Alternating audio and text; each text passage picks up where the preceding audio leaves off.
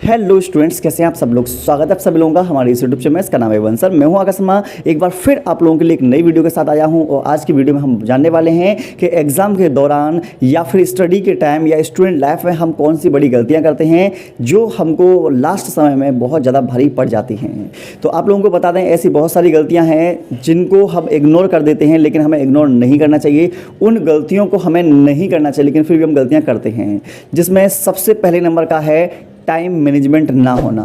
देखो, जब भी आप कभी पेपर देने के लिए जाते हो या फिर क्लास में आप टेस्ट वगैरह जब देते हो तो आपने देखा होगा कि हम क्या काम करते हैं, एक ही क्वेश्चन में फंसे रह जाते हैं। ठीक है, हमारे पास जितना टाइम होता है उस टाइम के अकॉर्डिंग ही हम लोगों को क्वेश्चन में टाइम देना चाहिए, आंसर को सॉल्व करना चाहिए। लेकिन हमारा क्या काम रहता है कि हमारा टाइम जो होता है पूरा हो जाता है, लेकिन सारे के सारे क्वेश्चन जो होते हैं हमसे सॉल्व नहीं होते हैं। वो उसके पीछे का कारण, जो मेन कारण जो निकल के आता है वो यही है कि हमारे पास टाइम मैनेजमेंट ना होना, या फिर टेस्ट जो हमने दिया है उसकी ऑलरेडी आपने अच्छे तरीके से प्रैक्टिस पहले नहीं कर रखी होगी। दूसरे नंबर का कारण है कि अपने आप को समय ना देना।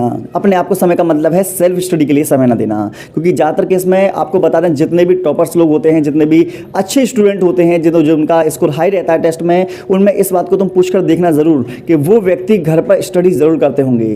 देखो, कोचिंग के अंदर तो स्टडी हर कोई कर ही रहा है, ठीक है ना, लेकिन आप लोगों को बता दें, घर पर जाकर जो सर ने पढ़ाया है उसको घर पर जाकर रिविज़न करना, जो याद करना, जो बच्चा करता है नंबर अच्छे उसी के आते हैं। तो अगर आप लोग घर पर जाकर जो क्लास में आप लोगों को लेक्चर में पढ़ाया गया है, अगर आप रिवीजन नहीं करते हैं, याद नहीं करते हैं, तो इस गलती को आप अभी सुधार लीजिए। घर पर जाकर डेली याद किया करो और अच्छे से समझा करो। अगर कोई डाउट आता है तो अपने टीचर से ज़रूर पूछा भी क्या करो, ठीक है ना। नेक्स्ट नंबर का है अपने से ज़्यादा दूसरों पर भरोसा करना।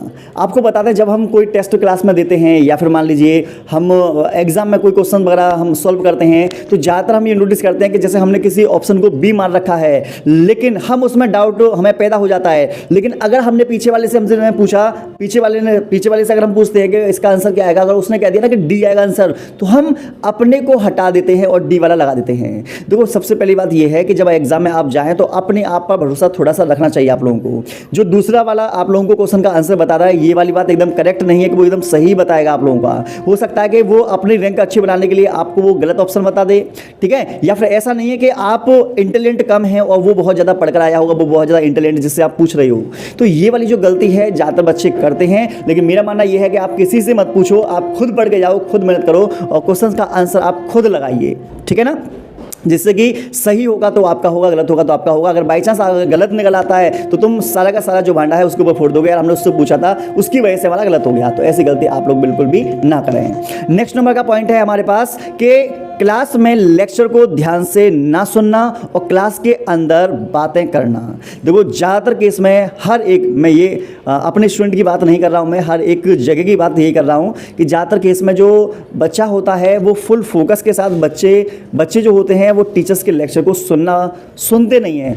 टीचर क्या बोल रहे हैं उसको ध्यान से सुनते नहीं हैं, टीचर क्या समझा रहे हैं उसको ध्यान से सुनते नहीं हैं। वो आपस में बात करने में लगे रहते हैं, जिसके कारण जो इन्फॉर्मेशन टीचर आप लोगों को बताना चाहता है वो इन्फॉर्मेशन आप तक नहीं पहुंच पाती। आप लोग लिख लेते हो, फिर उसके बाद में क्या काम होता है, घर पर जाकर आपको ज़्यादा मेहनत करनी पड़ती है। अगर आपको क्या काम करना है, कम मेहनत में ज़्यादा नंबर लेकर आने हैं, तो आज से आप सब लोग अगर क्लास में जो टीचर आप लोगों को पढ़ाते हैं उसको ध्यान से सुनना, क्या समझाए ध्यान से देखना, और उसके साथ साथ में जो चीज़ आप लोगों को समझा जा रही है, मतलब 1 घंटा अगर आप क्लास के अंदर बैठे हुए हैं तो 1 घंटा फुल फोकस के साथ, बिना आपस में बात की, क्योंकि आपस में बातें बहुत ज़्यादा होती हैं, बिना आपस में बात के 1 घंटा सिर्फ आपका जो निगाह है वो वाइट बोर्ड की तरफ होनी चाहिए। कान जो है, जो टीचर्स की बात है उसको ध्यान से सुनने में लगाना चाहिए। अगर कोई बच्चा इस तरीके से करता है तो यकीन मानिए वो एग्जाम टाइम में अगर कोई क्वेश्चन भूल भी जाता है तो बहुत अच्छे तरीके से खुद से बनाकर भी वो लिख सकता है और उसको ये चीज़ें याद भी आ सकती हैं और एग्जाम टाइम में उसको इतनी ज़्यादा प्रॉब्लम्स नहीं होंगी। लेकिन हमारी गलती ये होती है कि हम क्लास में लेक्चर को ध्यान से ना सुनते हैं, ना ध्यान से देखते हैं, बस बातें करने में एक लगे रहते हैं। टॉपिक कुछ चल रहा होगा लेकिन आप कुछ और ही बात करते रहते हो, ये गलत बात है, ऐसा मत किया करो। आपको बताना है नेक्स्ट नंबर की गलती क्या है कि हम अपनी हैंडराइटिंग और प्रेजेंटेशन पर बिल्कुल भी ध्यान नहीं देते। जब जब हम आप लोगों को बता दें जिसके भी नोट्स देखते हैं तो कुछ बच्चे ऐसे हैं जिनकी राइटिंग वास्तव में काफ़ी अच्छी है, लेकिन बहुत से बच्चे ऐसे हैं जिनकी राइटिंग बहुत ही ज़्यादा खराब है, लेकिन फिर भी वो अपनी राइटिंग पर कोई काम नहीं करते, अपनी राइटिंग पर बिल्कुल ध्यान नहीं देते। मत दीजिए, ध्यान नहीं देना तो नहीं देना, मत दीजिए। एग्जाम टाइम में आप लोगों को इसका परिणाम देखने को मिलेगा कि आपके नंबर उस बच्चे से कमाएंगे जिसकी राइटिंग अच्छी है। नंबर निश्चित कटेंगे 100% इस बात को मैं ठोक कर कह रहा हूं और आप लोग खुद देख लेना इस बात को। तो आपको बता दें, अगर आप मेरी बात को थोड़ा सा भी मानते हो तो आज से एक काम जरूर कर लेना, अपनी राइटिंग और प्रेजेंटेशन पर ध्यान जरूर दे लेना, क्योंकि ये बहुत जरूरी है आपके बोर्ड एग्जाम के लिए। बोर्ड एग्जाम में प्रेजेंटेशन का इफेक्ट टीचर के ऊपर पड़ता है, आप मानो या मत मानो, लेकिन यही बात सत्य है।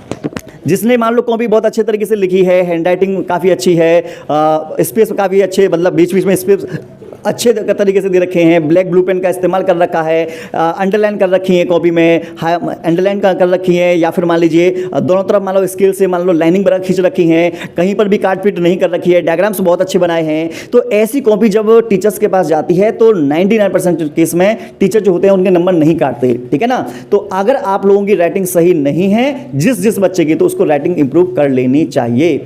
अगले नंबर का है, नेक्स्ट नंबर का, दोस्ती में ज़्यादा टाइम वेस्ट करना।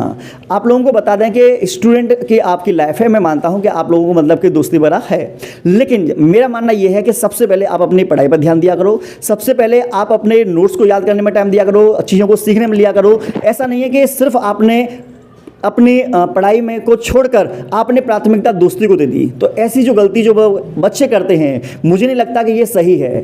आपका एक स्टूडेंट है तो आपकी प्राथमिकता जो होनी चाहिए वो पहले पढ़ाई होनी चाहिए। सेकेंडरी नंबर पर आप जिसको रखना चाहो रखिए, वो कोई मैटर नहीं करता, लेकिन पहले नंबर पर आप लोगों को सिर्फ पढ़ाई को ध्यान में रखना है।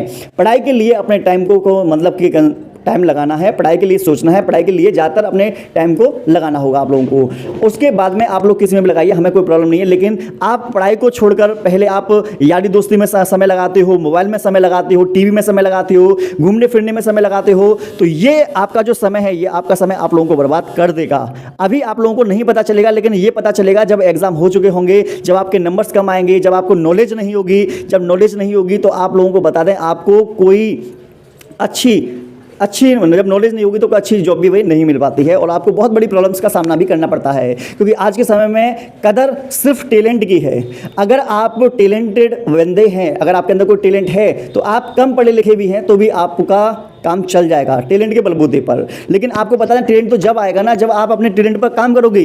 अगर आप पूरा काम मतलब कि इधर उधर की बातों में लगा दोगे, उधर उधर फालतू की बातों में लगा दोगे, इधर उधर घूमने में लगा दोगे, सब चीज़ फालतू की चीज़ों में लगा दोगे, तो टैलेंट आपका निखरेगा कहाँ से? ना टैलेंट निखर रहा आपका, ना नंबर अच्छे आ रहे, तो आपकी लाइफ बर्बाद होना निश्चित है, इसे कोई भी नहीं रोक सकता। तो अगर आप इस तरीके की कोई भी गलतियाँ करते हैं तो आज ही छोड़ देनी चाहिए, और अगर नहीं छोड़ सकते एक साथ तो धीरे धीरे कम कर देनी चाहिए। लेकिन मेरा मानना यह है कि आप पढ़ाई करते हो, आपके घर वाले आपको फीस देते हैं पढ़ाई करने के लिए, तो उस फीस को आप गलत इस्तेमाल ना करें कि आपने सिर्फ टीचर को फीस दे दी और आपको लग रहा है कि आपके अच्छे नंबर आ जाएंगे, आपको लग रहा है कि हम कुछ बन जाएंगे। ऐसा नहीं है। आपको बता दें, जो आप क्लास में पढ़ते हो, जो टीचर आपसे बोलते हैं, तो आप इस बात को सोचा करो कि टीचर जो आप लोगों को काम देते हैं, तो आपको समझाते हैं, क्या उन बातों को आप लोग मानते हो या नहीं? अगर जो बच्चा मानता है, आने वाले टाइम में उसके नंबर तो अच्छे आएंगे, टैलेंट भी अच्छा निकल के आएगा, सब कुछ उसके साथ धीरे धीरे पॉजिटिव होती जाएंगे। लेकिन जो नहीं मानते, मैं मानता हूं कि जब उसके अंदर जो गलतियां हैं, टीचर गलतियां बता रहा है बच्चों को, लेकिन बच्चा गलती नहीं सुधार रहा, तो आने वाले टाइम में भी उसको बहुत